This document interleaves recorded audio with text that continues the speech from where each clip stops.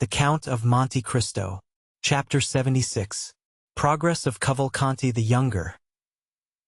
Meanwhile Cavalcanti the Elder had returned to his service, not in the army of His Majesty the Emperor of Austria, but at the gaming table of the Baths of Lucca, of which he was one of the most assiduous courtiers. He had spent every farthing that had been allowed for his journey as a reward for the majestic and solemn manner in which he had maintained his assumed character of father.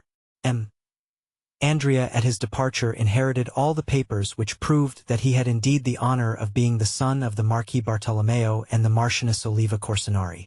He was now fairly launched in that Parisian society which gives such ready access to foreigners, and treats them not as they really are but as they wish to be considered. Besides, what is required of a young man in Paris? To speak its language tolerably, to make a good appearance, to be a good gamester, and to pay in cash. They are certainly less particular with a foreigner than with a Frenchman. Andrea had, then, in a fortnight, attained a very fair position. He was called Count. He was said to possess 50,000 livres per annum, and his father's immense riches, buried in the quarries of Saravezza, were a constant theme. A learned man, before whom the last circumstance was mentioned as a fact, declared he had seen the quarries in question, which gave great weight to assertions hitherto somewhat doubtful, but which now assumed the garb of reality. Such was the state of society in Paris at the period we bring before our readers, when Monte Cristo went one evening to pay Danglars a visit. Danglars was out, but the Count was asked to go and see the Baroness, and he accepted the invitation. It was never without a nervous shudder, since the dinner at Auteuil, and the events which followed it, that Madame Danglars heard Monte Cristo's name announced. If he did not come, the painful sensation became most intense. If, on the contrary, he appeared, his noble countenance, his brilliant eyes, his amiability, his polite attention even towards Madame Danglars, soon dispelled every impression of fear. It appeared impossible to the Baroness that a man of such delightfully pleasing manners should entertain evil designs against her. Besides, the most corrupt minds only suspect evil when it would answer some interested end. Useless injury is repugnant to every mind. When Monte Cristo entered the boudoir, to which we have already once introduced our readers, and where the Baroness was examining some drawings, which her daughter passed to her after having looked at them with Cavalcanti, his presence soon produced its usual effect, and it was with smiles that the Baroness received the Count, although she had been a little disconcerted at the announcement of his name. The latter took in the whole scene at a glance. The Baroness was partially reclining on a sofa, Eugenie sat near her, and Cavalcanti was standing. Cavalcanti, dressed in black, like one of Goethe's heroes, with varnished shoes and white silk open-worked stockings, passed a white and tolerably nice-looking hand through his light hair, and so displayed a sparkling diamond, that in spite of Monte Cristo's advice the vain young man had been unable to resist putting on his little finger. This movement was accompanied by killing glances at Mademoiselle Danglars, and by sighs launched in the same direction. Mademoiselle Danglars was still the same, cold, beautiful, and satirical. Not one of these glances, nor one sigh, was lost on her. They might have been said to fall on the shield of Minerva, which some philosophers assert protected sometimes the breast of Sappho. Eugenie bowed coldly to the Count, and availed herself of the first moment when the conversation became earnest to escape to her study, whence very soon two cheerful and noisy voices being heard in connection with occasional notes of the piano assured Monte Cristo that Mademoiselle Danglars preferred to his society, and to that of Cavalcanti the company of Mademoiselle Louise d'Armilly, her singing teacher. It was then, especially while conversing with Madame Danglars, and apparently absorbed by the charm of the conversation, that the Count noticed Andrea Cavalcanti's solicitude, his manner of listening to the music at the door he dared not pass, and of manifesting his admiration. The banker soon returned. His first look was certainly directed towards Monte Cristo, but the second was for Andrea. As for his wife, he bowed to her, as some husbands do to their wives, but in a way that bachelors will never comprehend, until a very extensive code is published on conjugal life. "Have not the ladies invited you to join them at the piano?" said Danglars to Andrea. "Alas, no, sir," replied Andrea with a sigh, still more remarkable than the former ones. Danglars immediately advanced towards the door and opened it. The two young ladies were seen seated on the same chair, at the piano, accompanying themselves, each with one hand, a fancy to which they had accustomed themselves, and performed admirably. Mademoiselle d'Armilly, whom they then perceived through the open doorway, formed with Eugenie one of the tableaux vivants of which the Germans are so fond. She was somewhat beautiful and exquisitely formed, a little fairy-like figure, with large curls falling on her neck, which was rather too long, as Perugino sometimes makes his virgins, and her eyes dull from fatigue. She was said to have a weak chest, and like Antonia in the Cremona violin, she would die one day while singing. Monte Cristo cast one rapid and curious glance round this sanctum. It was the first time he had ever seen Mademoiselle d'Armilly, of whom he had heard much. "Well," said the banker to his daughter, "are we then all to be excluded?" He then led the young man into the study, and either by chance or maneuver the door was partially closed after Andrea, so that from the place where they sat neither the Count nor the Baroness could see anything. But as the banker had accompanied Andrea, Madame Danglars appeared to take no notice of it. The Count soon heard Andrea's voice, singing a Corsican song, accompanied by the piano. While the Count smiled at hearing this song, which made him lose sight of Andrea in the recollection of Benedetto, Madame Danglars was boasting to Monte Cristo of her husband's strength of mind, who that very morning had lost 300,000 or 400,000 francs by a failure at Milan.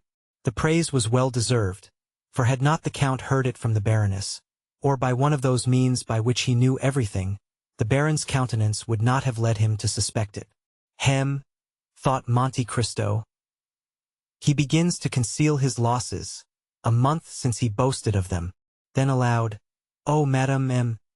Danglars is so skillful. He will soon regain at the Bourse what he loses elsewhere." "I see that you participate in a prevalent error," said Madame Danglars. "What is it?" said Monte Cristo. "That M. Danglars speculates, whereas he never does." "Truly, madame, I recollect M. Debray told me. Apropos, what has become of him? I have seen nothing of him the last 3 or 4 days." "Nor I," said Madame Danglars. "But you began a sentence, sir, and did not finish." "Which? M. Debray had told you." "Ah, yes.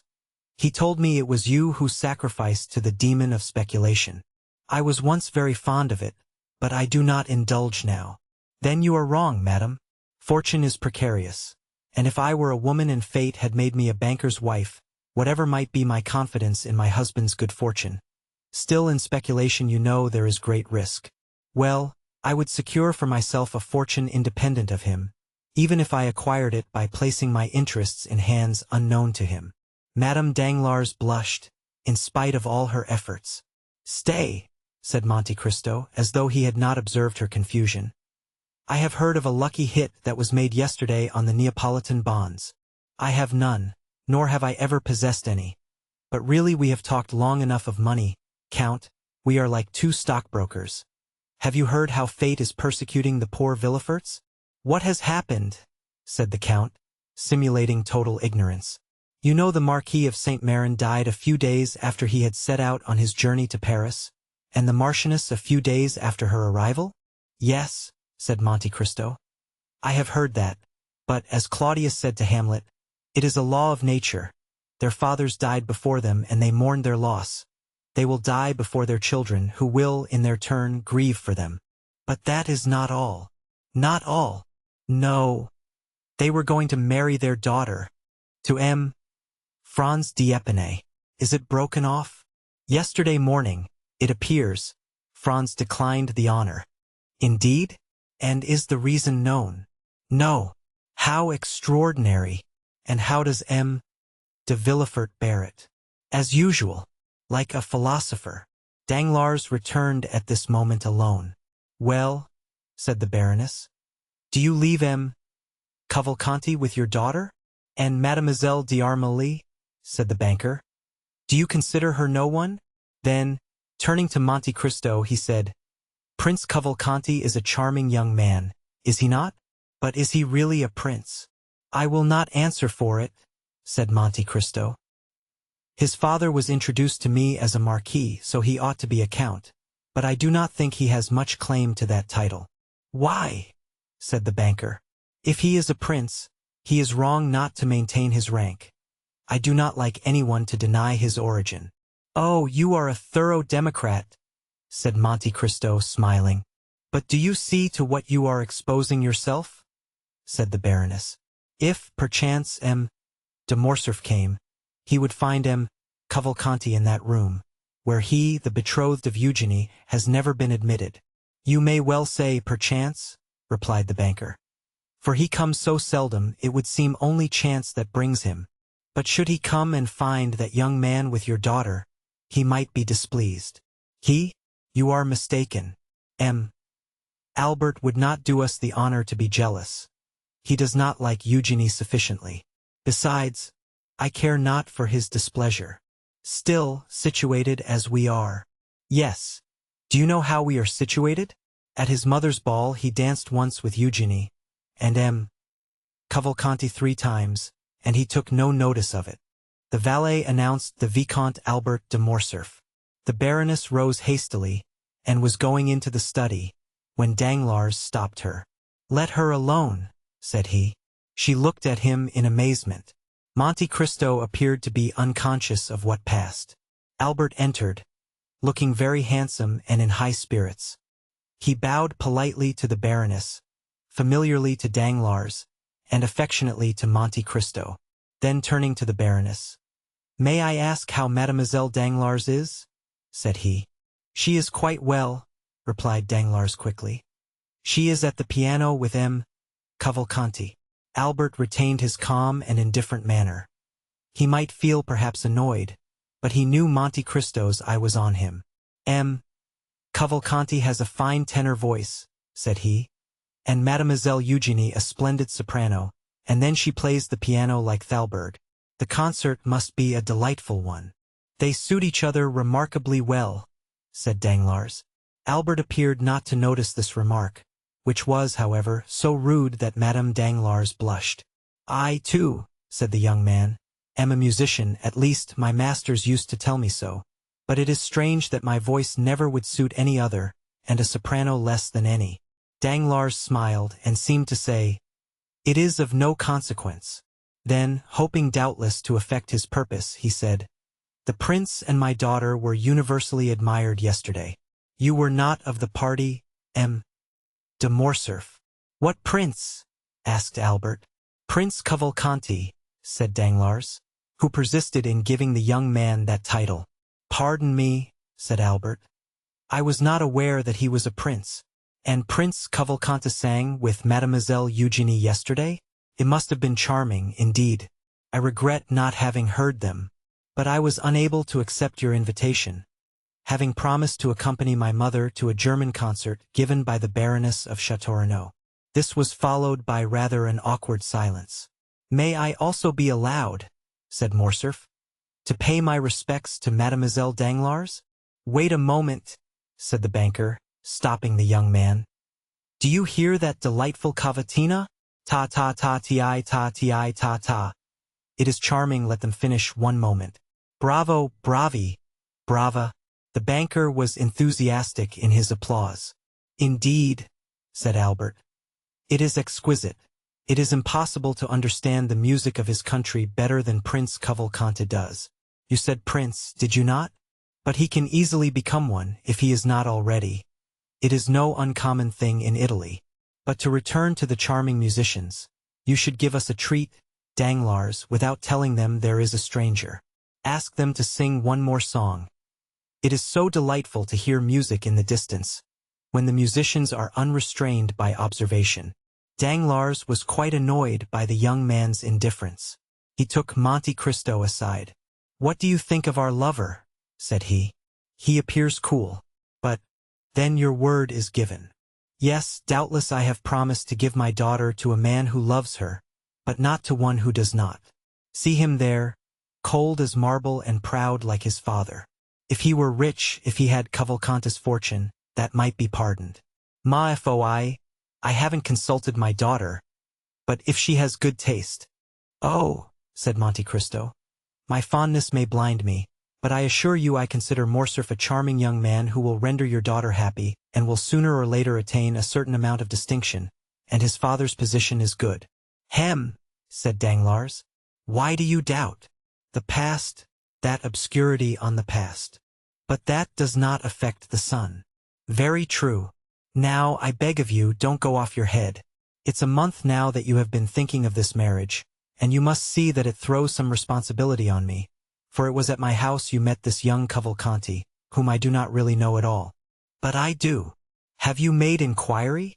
Is there any need of that? Does not his appearance speak for him? And he is very rich. I am not so sure of that. And yet you said he had money.